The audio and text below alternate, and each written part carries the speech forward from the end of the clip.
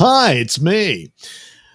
All right, I'm going to do another round of these that will later be cut up and edited for Nelson Ratings videos. Talking about mostly Marvel films and shows and all that sort of stuff. A couple of others, and a sweet little story that ends on a sweet story. Sort of. It's also kind of sad, but what are you going to do? So, anyway, I did the last time I did it. Well, last week was a bunch of these. There was one story on the Fantastic Four movie, and someone had noticed. Oh, look, they might be wearing these bracelets that might have something similar to do with the time travel shenanigans that In-Game had, and so on and so forth. So, all right, I did one on that. Well, then the Entertainment Weekly interview came along, and I was like, boy, that's a little more important as to what the film could be. So I taped a little segment to tack on to that when I put it out on my channels. And then the new trailer came along. So after taping this, I'll have to stick that on it. The damn thing is already nearly 20 minutes long. It'll probably be 30 before I'm over with. But, well, is what it is, And there's still other video. There's one on Batman and stuff like that. I'll have to just probably going to dump a bunch of it in the next couple of days over the weekend and whatnot. But anyway, so at this point, there's been a lot of rumors about the direction of the Fantastic Four and what it would be, and pretty much all of that has been confirmed, but by what I'm seeing here, including its direction. And overall, it's bad. There's a lot of cool things. The retro futuristic look of the film and stuff like that's interesting. But it's, badly cast overall, not just Pedro Pascal. And just, with the interview on gender politics and all that. And like, and then just this last trailer really confirms that, Reed Richards might as well not even be there, which is incredible to think about it. But if you know nothing about the Fantastic Four, maybe you don't get it. But you would think people in charge of it, like say, I don't know, Marvel would know it, but apparently they don't. So that'll be the first story that I'll cover. And then we'll go into a few others and all that. So sit back and enjoy, I guess. Hopefully you get some entertainment value out of the endeavor. So right off the bat, what does the trailer reveal? Well, your first look at female Silver Surfer. Yeah, all right. Anyway, let me get to it. First look at female Silver Surfer in Fantastic Four. Here she is. The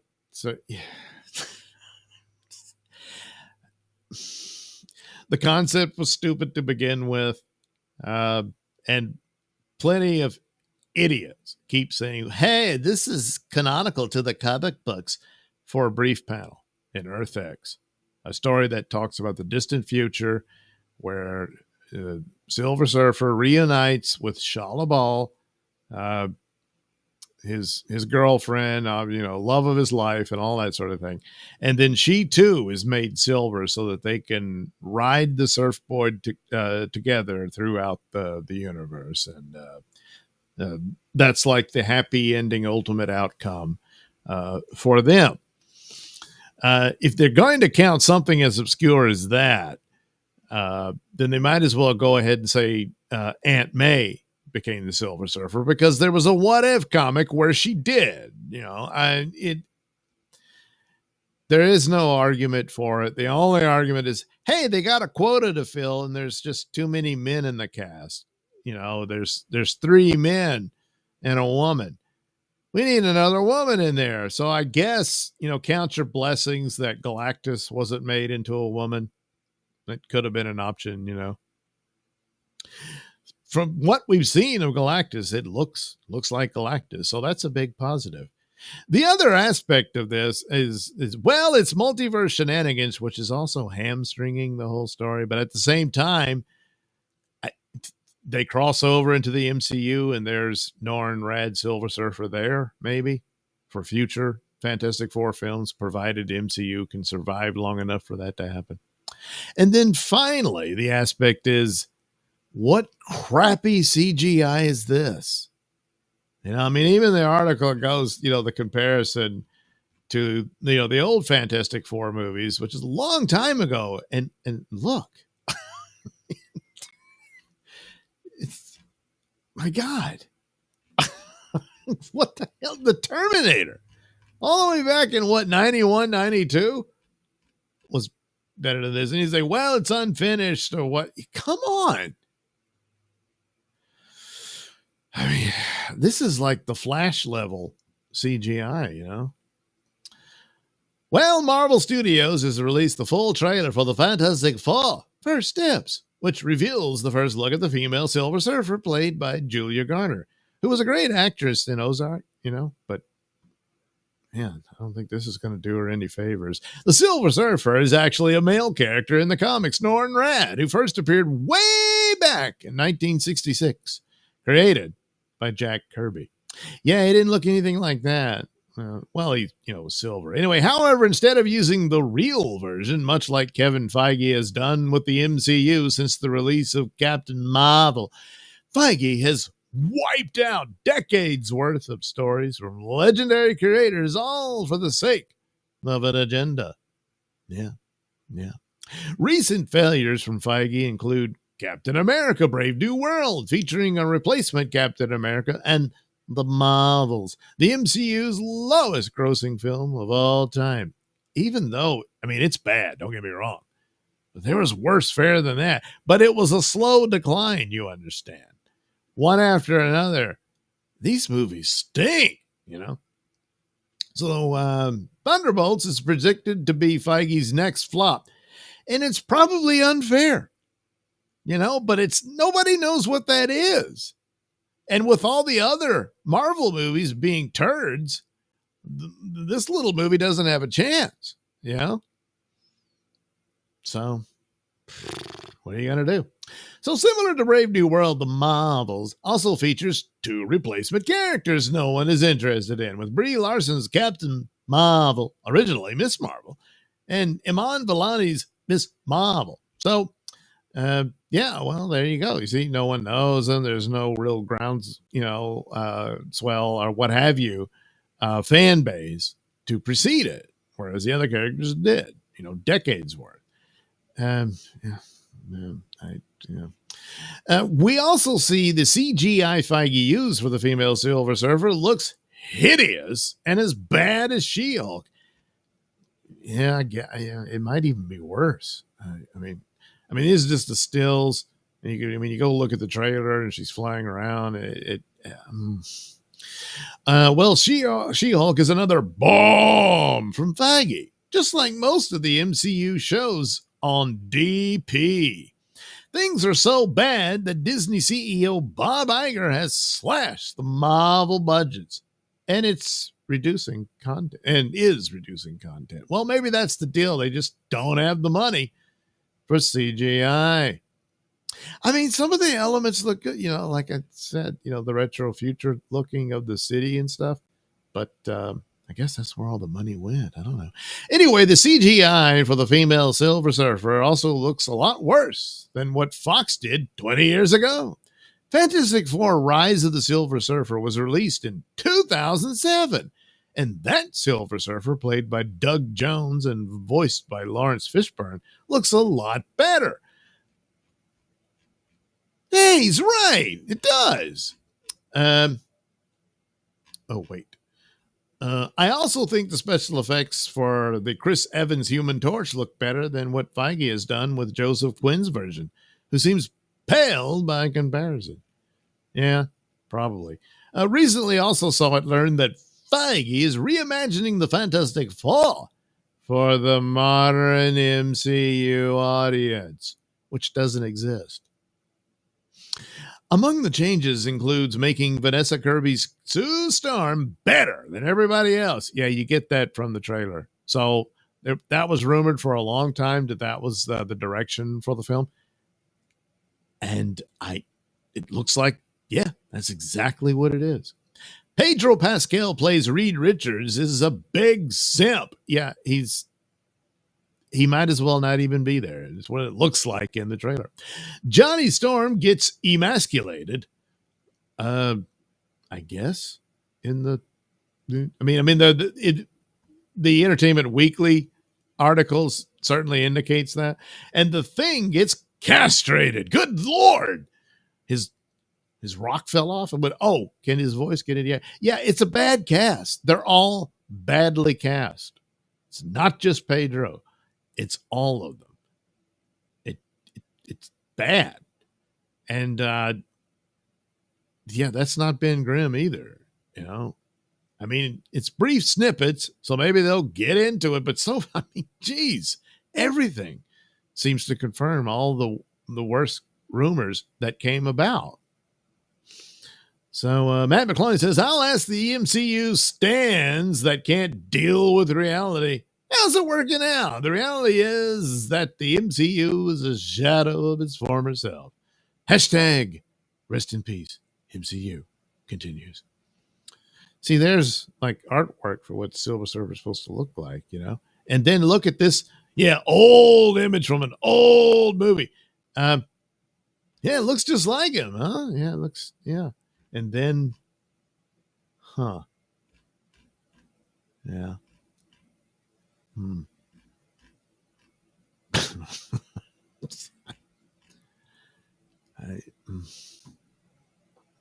It's not her fault. They just couldn't afford the CGI, you know. So again, great news for Superman. All right, we'll leave it there. And I went a little too long. I know I did. To stick it on the back end of that video. But anyway, hey, we'll see how that goes. Yeah.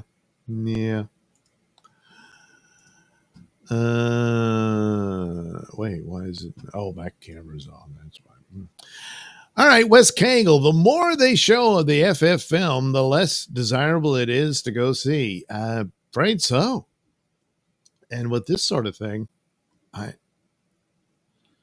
don't know. It's strange because even though, you look back at those movies, it appears those will be the best you'll get of a Fantastic Four movie. That and The Incredibles, of course. But because that one they did, not recently, but that crappy Josh, what was it? Josh Trank was the director or whatever. That thing was crap. It was just god awful. But those two earlier movies were kind of stupid, here and there. But it was more of an effort than this. And it's as if Fantastic Four is just a cursed property and nobody knows how to do the film. And I guess it'll just never happen. And this is supposed to be the movie that's going to save them, It is an interesting position that both Marvel and DC are in this position where at the same time, the same month, they're releasing movies that are supposed to, re-energize the franchise and reboot it and whatnot, with Superman for DC and Fantastic Four. Well, there's troubling things about the Superman movie, but it's in much better shape than this. Not by much, but, Anyway, Suzanne Wes Cagle, good morning. Suzanne says, good morning, Douglas. Well, good morning, Suzanne. Wes Cagle says, hello, Suzanne. Yeah, we're all reading one another, and that's great.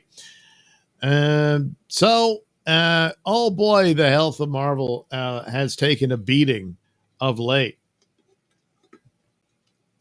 because of a series of crappy films And even, well, I wouldn't say even crappier, but a lot of crappy shows.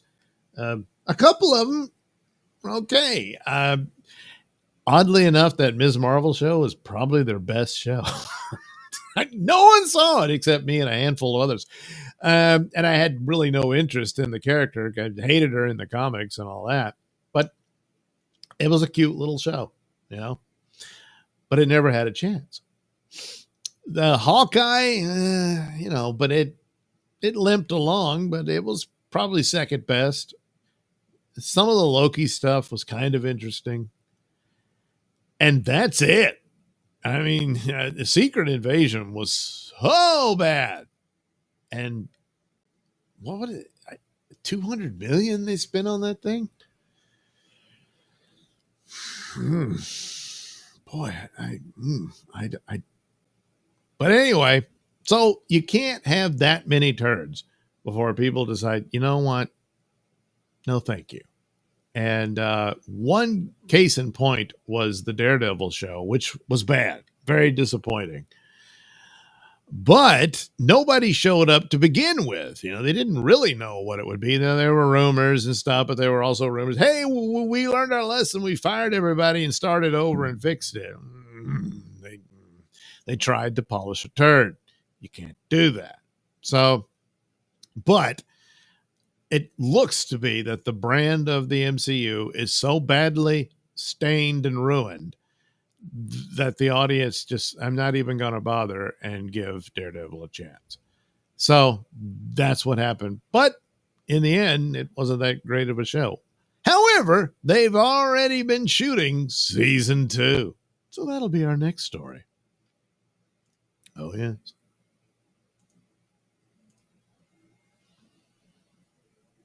Daredevil season 2 coming March 2026, teasing different kind of New York. Well, isn't it already a different kind of New York? I mean, they have Daredevil living in it. Real New York doesn't have that. It doesn't have Spider-Man, doesn't have Avengers Tower sitting in it, you know. Oh, well. Anyway, following the season finale, it's announced that Daredevil Born Again Season Part D is officially set to premiere in March 2026. After a rocky start and major creative overhaul that saw Marvel retool the first season, not really enough. No, because it was a steaming turd and they tried to polish it. Yep, that's a mistake. Marvel seems confident in the new direction. Why? I mean, they jumped the gun. They already started shooting season 2 before they even fully knew what the results or response to the show would be. Oh, well. So already deep into production and what's being teased as bigger, bolder, and packed with fan service. So the promise is, hey, guys, hang in there. Season 2 will be so much better. And just by default, I suppose accidentally it would be, considering, you know. But anyway, following the season finale, showrunner Dario Scardapane or Scardanapi or Pani, I don't know, announced that Daredevil Born Again, March 2026. It's all led up to this. Such a mix of emotions as we close out season 1. So grateful for the cast, crew, and studio for their confidence and indulgence. Biggest of thanks to Sana. Yeah. Brad, Kevin, you know, everybody. He did something on Instagram. Who cares? Hey, look, it's Kingpin. So Marvel.com also spoke with producer Sana Amanat, who's one of the architects of the destruction of Marvel Comics. I think she wanted to turn Marvel into a Martha Stewart brand is what she really wanted to do. But she couldn't do that. There already was a Martha Stewart. So she got Marvel. Anyway, she teased Daredevil Born Again Season 2, which has been filming. It's been great. We've been shooting a lot of crazy sequences. The crew is crushing it. And the action is non-stop. The backdrop is a little different. It's still New York, but it's a slightly different kind of New York. I'm very excited about the material we've been getting. I've been fangirling all week. Really? We shot a really big sequence with Wilson Fisk this week, and I felt like a kid in a candy shop. I guess they mean by a different New York is because at the end, spoiler, Kingpin becomes the absolute ruler of New York and clamps it down under martial law. Yeah. As mayor, apparently you can do that. He also has a property that's outside the jurisdiction of not only New York City or New York State, but even the entirety of the United States. Federal government can't touch it. Yeah, stupid. Sorry, Frank, but, well. So Amidon continues and teases what fans liked about the final 2 episodes of season 1 will continue to season 2. God help us. I'm very happy with the way season 1 ended up, I'll bet. Especially considering all the starts and stops and all the turd polishing. Yeah.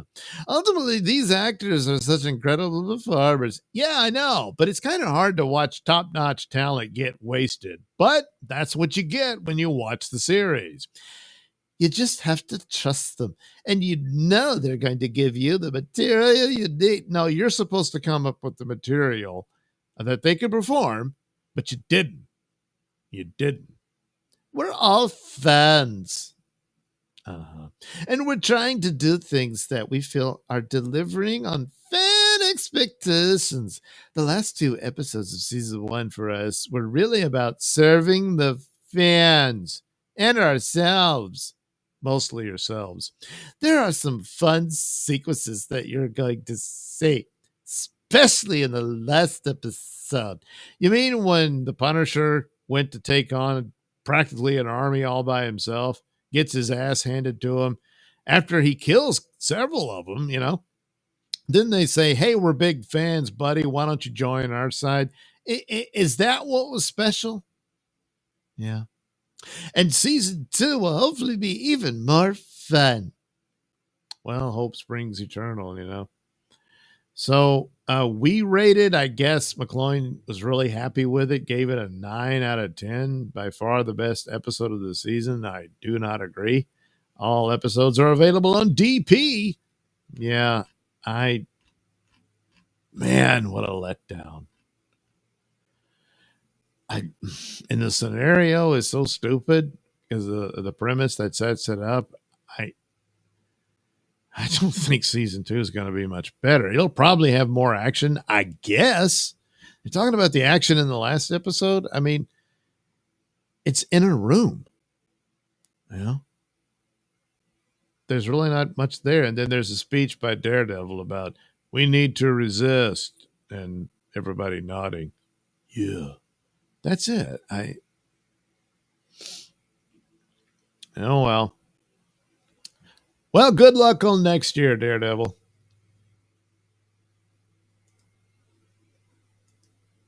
All right, there you go. I'll clip that there and make that the video anyway.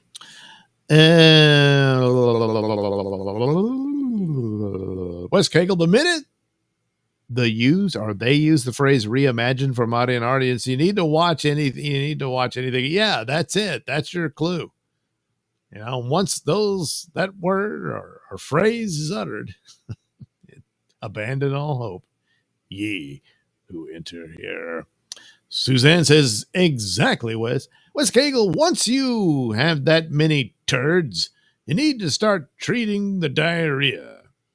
Or at the very least, flush it. Suzanne, LOL, yuppers. Suzanne, Wes Cagle, do you really think they can save it? At this point, probably not. Like I said, the audience didn't turn out for the show to begin with. That's before anyone knew exactly what the content was. There were rumors, but, Wes Cagle, it became a different New York City on September 12th, 2001. I don't think we need it changed anymore. Yeah. Wes, yeah, but now it's Kingpin, Wes Cagle and Susan, no, at some point you just need to send the horse to the glue factory. Hey, stop beating it. It's not going to giddy up. Kai and friends, it's Martha's Woman in Jail cooking series. Where did you get your poncho, Monsignor or Monsieur? I don't know. Suzanne Douglas, you're going to hurt yourself talking in that tone, LOL. Don't worry. I've done it for years. Suzanne, Kai and friends, hello. Kai and friends, good morning, Suzanne. Suzanne, Wes Cagle, exactly. Agree with you there, 100%. Wes Cagle, Suzanne, doing that voice is like making a face. If you keep doing it, it'll stay that way. Good Lord! You mean if I talk like this, I'm stuck? That's ridiculous. I can stop anytime I want. I certainly can. Watch this. I'm going to stop. All right, for our next story, it's going to... Oh, damn it. Hang on a minute. All right, for our next... Oh, damn it. Oh, no! My God, what a nightmare that would be. Oh, I see how I set this up. I see. So anyway, all right, let me get a little sippy poo of my drink. No, it's not poo. It's tea.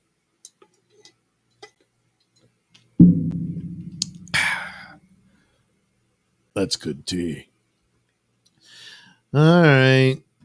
So, what's the distinguished competition doing? Well, they're trying again. You know, they're actually going to reboot and all that. So, all right, you know, they're making an effort. Let's see what they can do, you know. So, we'll see what happens. So, anyway, Warner Brothers executive Jeff Goldstein admits they need to right the ship. And reports suggest CEO David Zaslav believes the answer is big IP. Well, he said that from the get-go, you know. Specifically DC, you know. So we'll see what Superman does, but... So, what's the first step in recovery? Admitting you have a problem. Practically all of us know this axiom. Even studio executives insulated by their industry bubble. Boy, are they, you know. And like most, they had to learn the hard way by hitting bottom. Yeah. At CinemaCon this year, after a long streak of bombs since 2023, begotten by a series of bad decisions during the preceding decade, Jeff Goldstein, president of global distribution for Warner Brothers Pictures, had to acknowledge the obvious. They are losing money in a climate that is currently too expensive. That's the bigger story here, he said via Deadline during a panel featuring other top Hollywood executives, remarking on the problematic economics of making motion pictures. Goldstein continued, "What's that value proposition? How do you make movies that net a studio money, net a studio money in today's economy, and particularly from legacy studios? It's much different than streaming companies that have different kinds of funding." Oh, really? Yeah, Superman don't look well. I don't know. High costs and diminishing receipts are magnifying Hollywood's anxieties. Almost every movie is big budget these days. More money than ever is poured into productions for various untenable and specious reasons. But fewer and fewer people are going to see them. Why won't they go? This has been a crisis for DC since 2020 and Birds of Prey. Well, it was a lot more than that. But yeah, that was a terrible movie, regardless of the pandemic and global lockdowns. However, it's been hitting Warner Brothers harder across the board lately. Yeah, they don't have a theme park to fall back on. Outside unlikely hits such as Barbie and a Minecraft movie, when they put their faith in something ambitious and director-driven like Mickey 17, they fumble badly. I sit right in the middle of that. The dollars we spend are, in many cases, much greater than we've ever spent before. But the effectiveness is much less, Goldstein confessed. When you look at those numbers, quite frankly, it does keep you up at night. And it keeps me up at night. Well, it should. Gee, Mickey 17 don't look so great. We're looking at an industry at how do you get that audience? The fact that you have to hit a bullseye right in the center because now you don't get past the previews. The world is a village, and information gets out in a nanosecond, and it can really kill a concept that you may have been working on for a long period of time. Well, it actually has to be good. A lot of these weren't, you know? Unfortunately, Warner Brothers has had a few misses Yeah. with really expensive movies. And at our postmortems, we'll go back and say, okay, what did we do wrong? Do you do that? I mean, what would we like to do next time? And how do we overcome it? So much of it is frustration of not to be able to reach an audience. still, Goldstein and the company are determined, albeit nervously so. We have to figure out how we can right the ship. I think we'll get there pretty soon. Because we have to. We don't have a choice. Goldstein's boss, David Zaslav, thinks he knows how to right the ship against all odds. According to insiders, his solution lies in what worked in the aforementioned cases of Barbie and Minecraft. Major, recognizable IP. Well, that's the plan he came in with. Yeah. Sources close to the situation say Zaslav wants to focus on big IP versus the sort of filmmaker-driven fare that Pam Abdi and Michael DeLuca are known for, says the Hollywood Reporter. He is also said to be unhappy with the amount of money the two are spending on these non-IP projects. Abdi and DeLuca allies say the two executives are consummate professionals and are resigned to the fact that their fate at Warner's is uncertain amid a changing climate. Well, you see, the studio's in a bad place due to bad product, most of which were big IP. They weren't utilized properly. So you would have money if they were all hits and you had a lot of money to play with. That's when you can take chances on new projects that no one's ever heard of, you know. And even then, you can't really give them the budget that, you know, Superhero Fair or Lord of the Rings can get or something like that. Reports swirl and pirouette that Zaslav is getting rid of Pam Abdi and Mike DeLuca and is actively looking for their replacement. Likewise, it's been suggested that DC Studios co-president Peter Safran will be the one to succeed them. Well, let's wait and see what Superman does. If that doesn't work, you can forget about that job, Peter. Those plans, if they are in motion or being considered, could be put on hold due to Minecraft's success, since the film was jointly greenlit by Zaslav, Abdi, and DeLuca. The latter's jobs might be saved by the Jack Black comedy based on a popular sandbox game, as might their habitual spending sprees. Well, that doesn't mean you can now just go spend on all kinds of crap. I mean, Minecraft is a popular IP, so it doesn't fit the same, you know, element that Mickey 17 did. So Zaslav and Warner Brothers are learning the wrong lessons, exactly, and not trying to recover it all. Not every IP is guaranteed to be a hit, and it's become next to impossible to mine them with the mismanagement of formerly strong properties, including DC, Harry Potter, and Mad Max. Oh, yeah, I forgot all about Mad Max. I wonder why. Oh, yeah. Moreover, that's just at Warner. Elsewhere, Marvel, Star Trek, Star Wars, and Doctor Who are floundering because the people in charge don't care about their audience. Zaslav and his underlings must understand that before they can fix anything. Again, admitting your problem is only step one. Man, he looks rough, you know. Yeah, that's the deal. So you know, it's taken a while to get DC a lot, so they've suffered hits from the leftovers and stuff. Although, you know, with James Gunn's announcement that basically showed that those movies don't matter, probably went a long way to hurt them.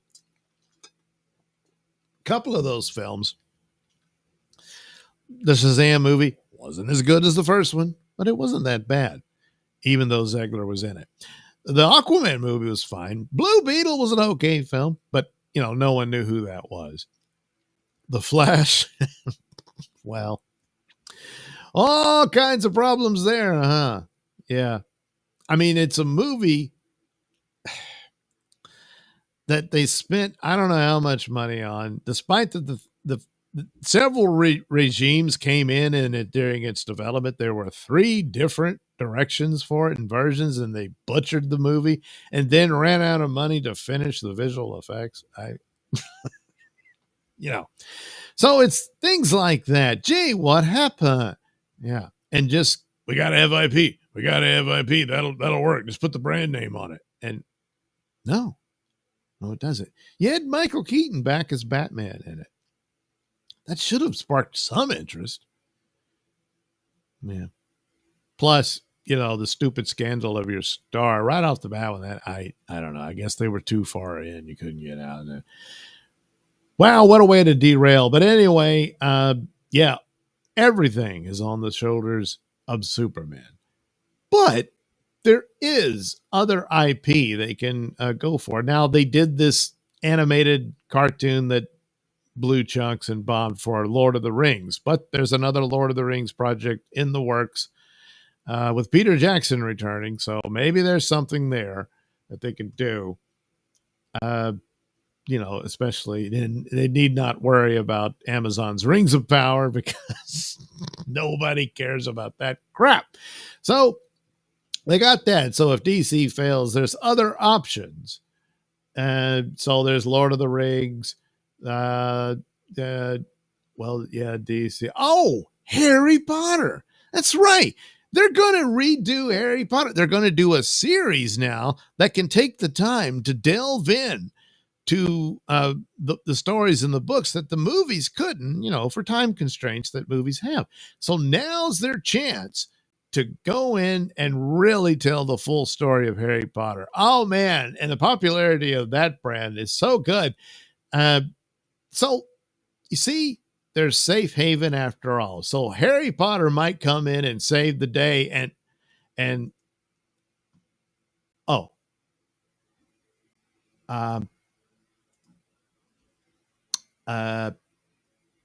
well, yeah, they haven't learned anything. Yeah.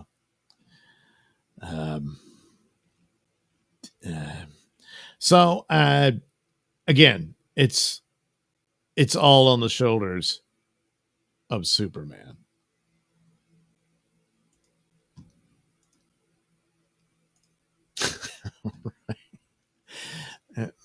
Yeah. See, it goes on about, oh boy, the movies are really expensive, and boy, we're struggling to reach that audience and all this stuff. You've got to abandon that woke shit. You know? And here, in this late date, in this era, well, at this point, you're not doubling down or tripling down, you're quadrupling down on race swapping and that nonsense. Even if the rest of the show is pretty, you know, loyal to the source material and the story is pretty basic of it and all that, due to the irradiated landscape, thanks to the woke era, that fallout's going to linger a long time. And if anybody gets a whiff of it, just a whiff, your project is dead on arrival. That's the reality. So good luck with that, you know.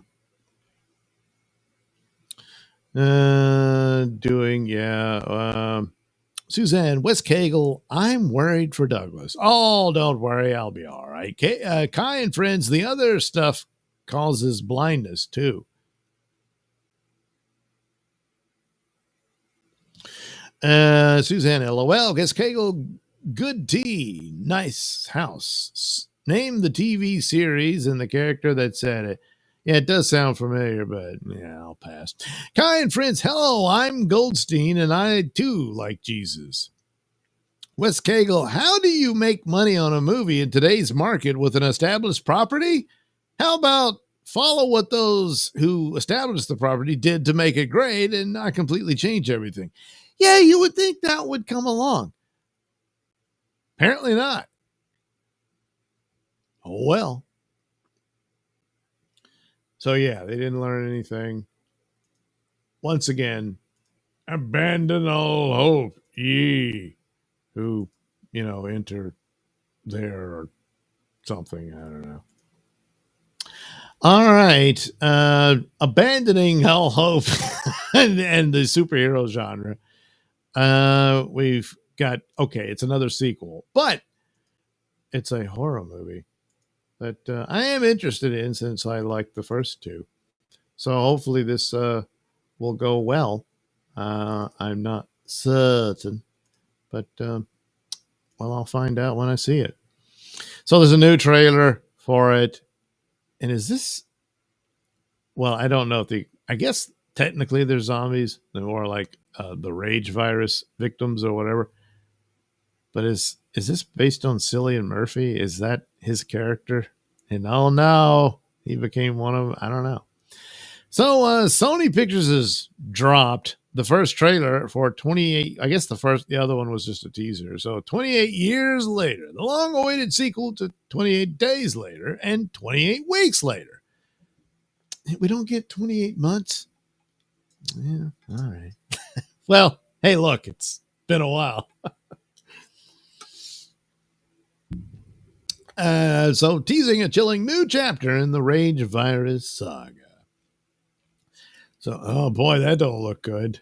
I bet that guy's had better days. Academy Award-winning director Danny Boyle and Academy Award-nominated writer Alex Garland reunite for 28 years later. A terrifying new story set in the world created by 28 Days Later. It's been almost 3 decades. Well, yes, since the Rage virus escaped a biological weapons laboratory, and now, still in a ruthless enforced quarantine, some have found ways to exist amidst the infected. So Robin Hood's back in action, One such group of survivors lives on a small island connected to the mainland by a single, heavily defended causeway.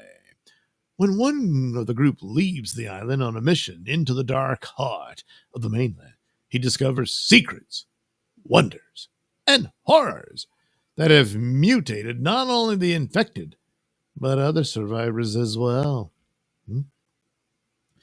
Jeez, what a dump, but oh well. So anyway, there you go. You've got these guys. Hopefully this works out better for Aaron Taylor Johnson than Craven the Hunter did, And that's the poster. And you say, oh, look at that. Yeah, it's a biohazard symbol, but it's all skulls. And boy, that. Now, it might be one of the big reveals is that despite having been infected and whatnot, it mutated to where he still has some amount of intelligence left. And, they communicate with him and all that. So it might be something like that. Yeah, so I liked both movies. Then Walking Dead came along and stole the opening that 28 Days Later. But also, probably they thought, well, what else is there to do? They did the first 2 movies, and it's wondering what the story should be. And probably tossed around a few ideas and thought, it's more of the same, certain repetition and whatnot, and that sort of thing.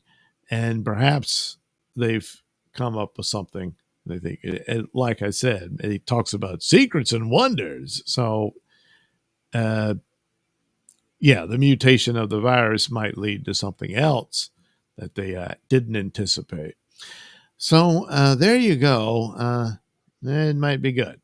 Might be good. I did like the other two. So maybe this one would be a satisfying third film for a satisfying trilogy. However, in previous articles, they want this to start off a new trilogy. So I'm not sure about that. Sure, if it's great, fine, more the merrier, but typically, but first of all, hopefully this one will be good.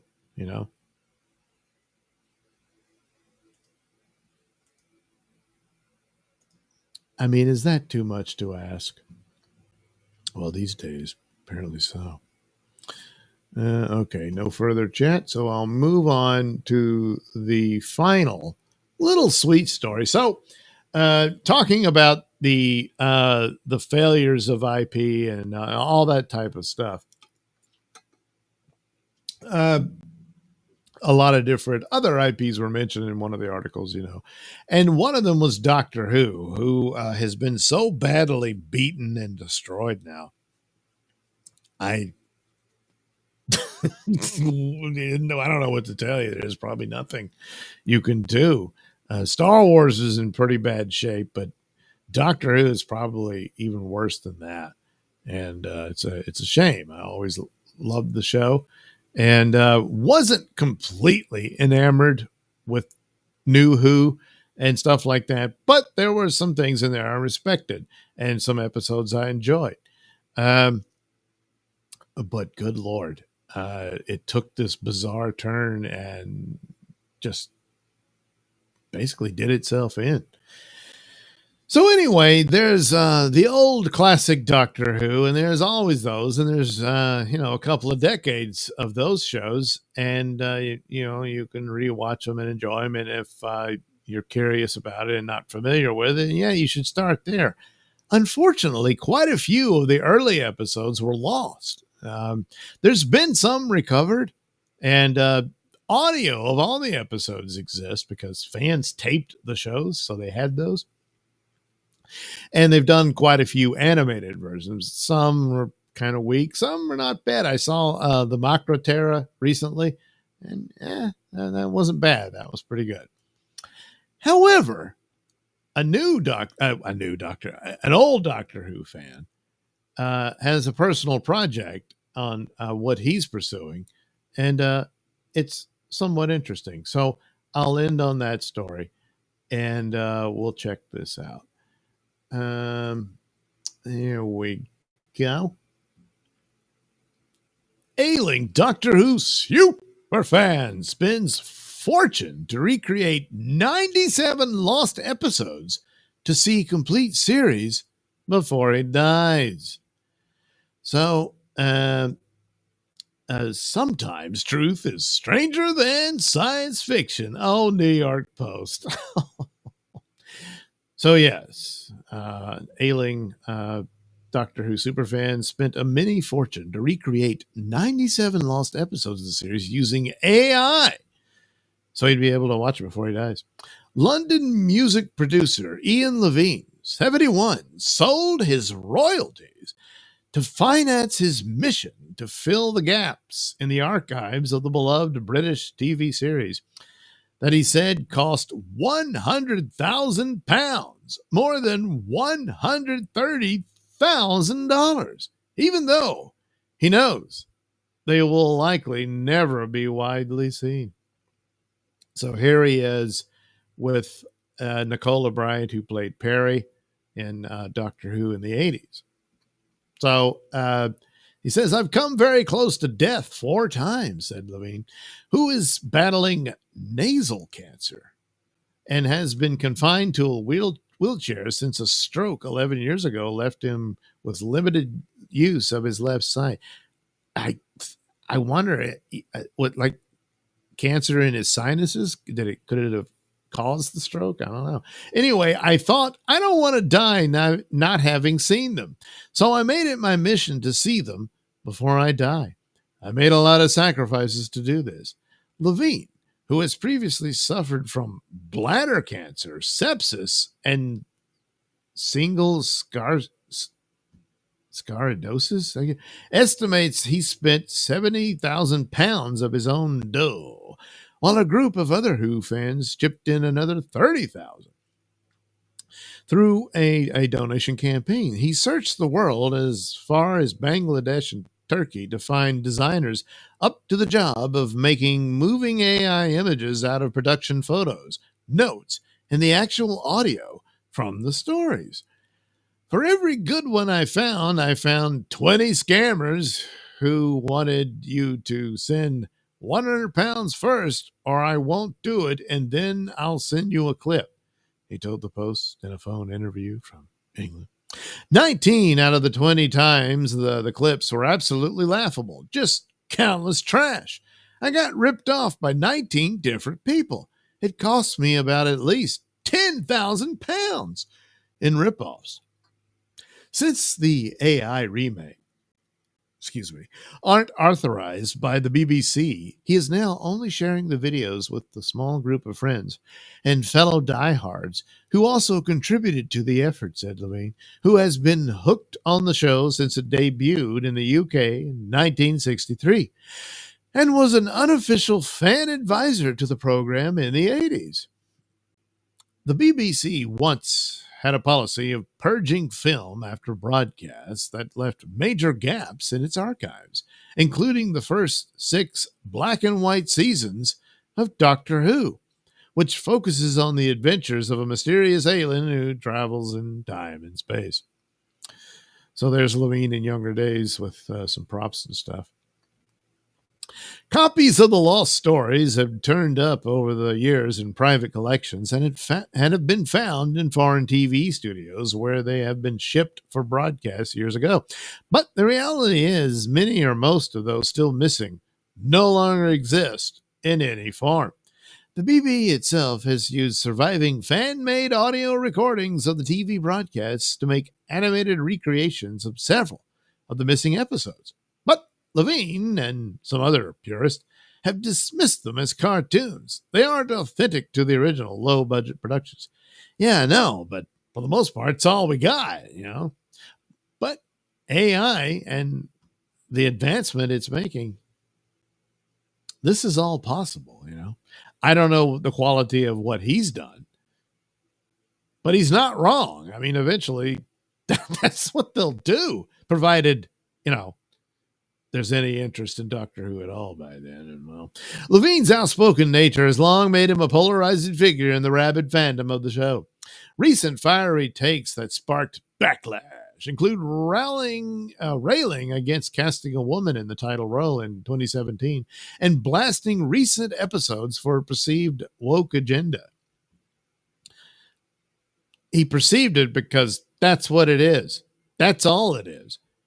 And story and plot and character development is virtually non-existent anymore. So I guess these are the recreation. Well, anyway, Doctor Who, you take your beloved character like Tarzan, a timeless character that people who've grown up with love, and you're squashing it into a box. Levine, who is openly gay, said of recent criticisms, it's something I feel quite strongly about. Well, yeah, it's like you change it completely to where it's no longer the character. Why bother? Levine's, or maybe it's Levine, I'm probably getting it wrong. Anyway, recreations now have their own critics, with an entire section of online fandom brutally mocking their quality and their maker. Well, then don't look at it. It's nothing official, so what do you care? But others look at Levine, I don't know, as a hero for his recreations. At the end of the day, he's just a fan just like me, a little bit nerdy, a little bit bonkers, a lot hyperbolic, enthusiastic to the max, and desperate to see things again that have been lost, said Paul Ebbs, a writer and a fan who has seen the recreation, and blamed some of the backlash on some fans' Luddite attitude to AI. Yeah, well, Ian saw all these shows on the original broadcast. They are part of his developmental DNA. He wants those feelings back. He wants to experience those magical moments again before he shuffles off the mortals, Ebbs 50 added.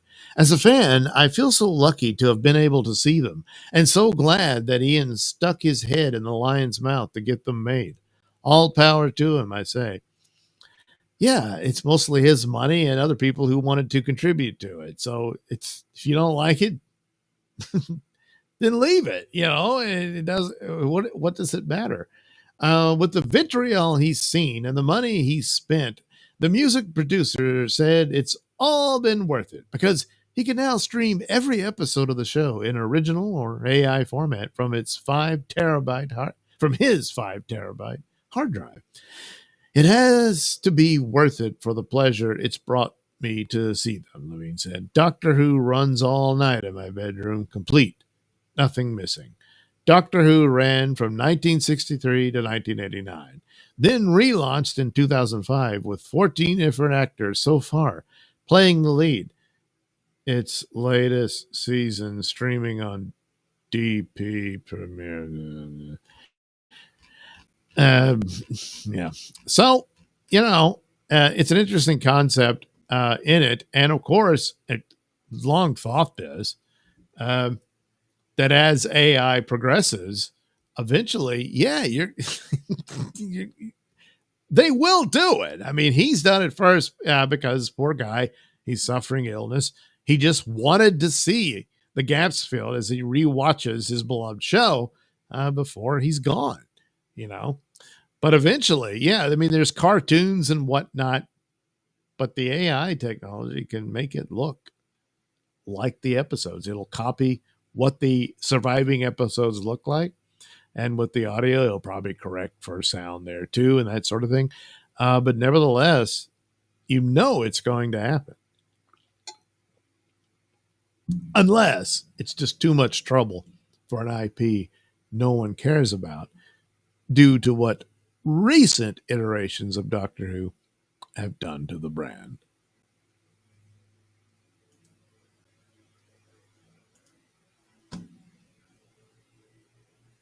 Oh, I'm back. All right. We'll take a look at the chat, and then that'll be that. Yeah. How do you, West Cagle, how do you make money on, oh, I already read that. West Cagle, the line good tea, nice house was spoken by Worf in the T&G episode, The Survivors. Oh, well, I'm sorry. It did sound familiar. So that's it. Yeah. Okay. Well, all right. So again, I will hopefully split those up. I mean, I still got some from the last time. Well, they'll get out there. And the thing of it is, I will add little graphics in it. Little cartoons I did, or Photoshops, one or the other. And won't that be nice? I would think so. And all that good stuff. So that's it for this week. Perhaps Saturday morning I can get one in, depending on how I feel coming in from work. And then, of course, Sunday comics will be live. Oh, that's right. I got to go find a comic book to read. I'll find something. And we'll read that. And then Monday morning, maybe there'll be something there as well. Maybe I'll draw something or what have you, and all that good stuff. So plenty of other Nailsin stuff headed your way. No, really. Oh, geez. I'm supposed to put this in there. I didn't do it. And doing it now just seems really stupid. But because it is stupid, I'm going to do it anyway. That's the first thing I should have done with Super 10. Well, it's in the little banner floating above my head, so but nah. Apologies. A lot of that going around. So anyway, there we go. I taped a new New York City crime report with Pat Dixon over for Compound Censored.tv. You can check that out sometime tomorrow. It should be posted there. It also includes another cartoon I did for New York Post Stories. So, it's all good fun from your old pal, Mr. Nailsin. And, and finish the Mr. Nailsin podcast with a new episode of Bubba Stargone. Oh, boy, you're going to want to catch that. Some perhaps, but maybe not segments on, God, why am I already forgetting? Oh, declassified CIA files about UFOs. Oh boy. And NASA found a big hole on Mars. Some terrible crime out of Baton Rouge, Louisiana. And Lefty Turdington talks about Katy Perry going into space. Oh boy, won't that be fun? It sure will. And so that'll be available sometime Saturday. So you'll want to be on the lookout for the Mr. Nailsin Show podcast from RadioMisfits.com or wherever you get your podcasts. As for the rest of your Nailsin needs, you need only head over to the NailsinRatings.locals.com because all kinds of Nailsin goodies over there, and you can check that out. Quite a bit behind the paywall. Yeah, I know. But there's some free stuff too. All right, that ought to do it. So, enjoy the rest of your night or morning now. And we'll do it again sometime soon. Boy, I should have been getting ready to hit the ending theme song, but I didn't. And I apologize again. Okay, I managed to vamp a little there. And here's the ending theme song. No, I'm not kidding. Here it is.